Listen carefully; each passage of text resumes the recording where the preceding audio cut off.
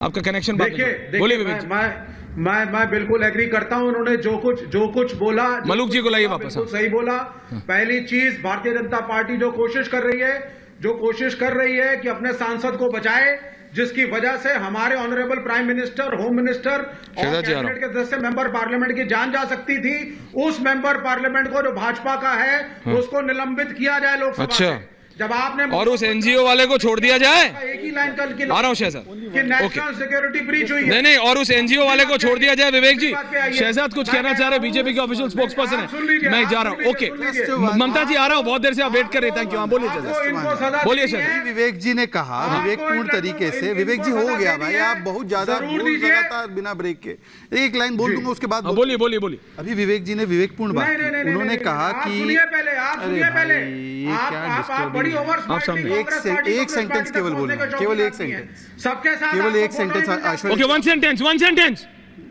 Sentence counter Vivek ji. कि इससे प्रधानमंत्री के जान को खतरा भी हो सकता है। ये उन्होंने अभी कहा कि पीएम एचएम के जान को खतरा हो सकता है। तो अभी उन लोगों को टेररिस्ट क्यों नहीं बोलते? ये अब तो आपने खुद स्वीकारा कि जान को खतरा हो सकता है। So is it terrorist act or no? Is it terrorist act or no? मूर्खों के सरदार अभी भी नहीं बोले जा रहे, बताइए। मूर्खों के सरदार, क्या केस है ये? हर पार्टी के, What case is this? Her party ने कह मतलब दिया, अभी आप देख रहे एक्शन लो। आप टेररिस्ट एक्ट क्यों नहीं बोल रहे? देख रहे Mamta Kale Harshvardhan ji on air right now. Mamta Kale, Harshvardhan ji, Ratnakar Tripathi, Pankaj ji, thank you. Vivek ji hold on. Malook Nagar ji को रखिए। ममता काले, ये मिर्ची क्यों लगी इनको? ममता काले, हर्षवर्धन जी, मलूक नागर एंड रत्नाकर त्रिपाठी। ममता जी बोलिए।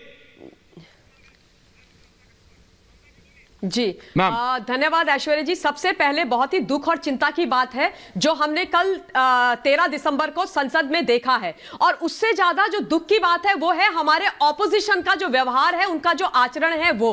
पहले मैं ये बोलना चाहती हूं कि ये व्यक्ति जिसको अभी मास्टरमाइंड बोला जा रहा है, जो फरार है झा, वो मास्टरमाइंड इन 4-5 लोगों के लिए जो गिरफ्तार हो गए हैं, 5-6 लोगों के लिए। लेकिन इस मास्टरमाइंड का मास्टरमाइंड कौन है वो खोजना नितांत आवश्यक है, और उससे पूछना नितांत आवश्यक है कि भैया ये बताओ तुम्हारे इंटेंशंस क्या थे। And as you correctly said कि ये किसी आतंकी हमले से कम नहीं है। ये इंडोक्ट्रिनेटेड, रेडिकलाइज्ड जो यूथ है ना, उससे ये जानना चाहिए कि तुम बोल रहे हो, बाकी लोग जो ये बातें कर रहे हैं, अधीर रंजन चौधरी जी बोल रहे हैं ये बेरोजगार हैं इसलिए इन्होंने ऐसा किया।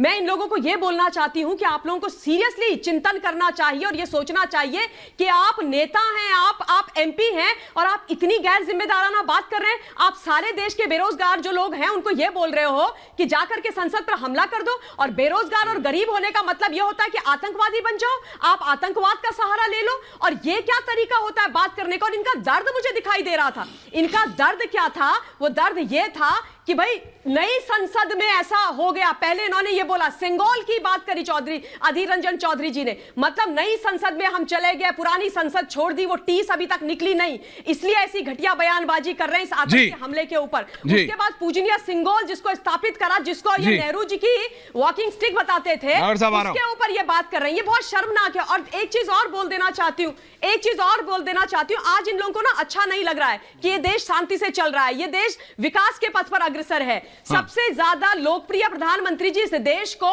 करप्शन फ्री बनाने की राह पर है। तो ये क्या कर रहे हैं इस लेवल नहीं, लेकिन ममता काले जी, चाहिए नहीं, लेकिन जो